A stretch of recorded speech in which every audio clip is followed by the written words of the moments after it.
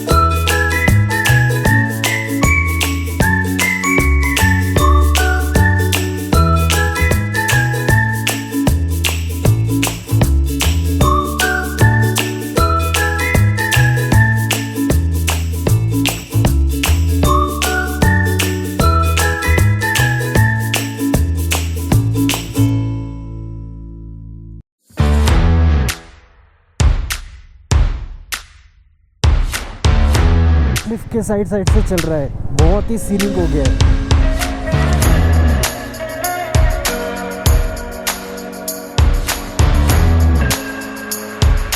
दो मिनट के लिए यहाँ पे रुके थे, पूरा लिफ्ट आ गया भाई।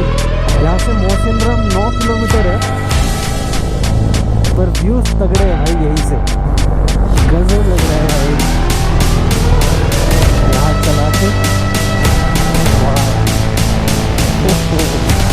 थोड़ी देर में पूरा क्लियर हो जाता है और थोड़ी देर में मिस्ट फिर से आ जाता है, बट एब्सोल्युटली ब्यूटीफुल यार। मॉनसून मेघालय, तो आपको कैसा लग रहा है ये सीरीज? मुझे वाटरफॉल है क्या?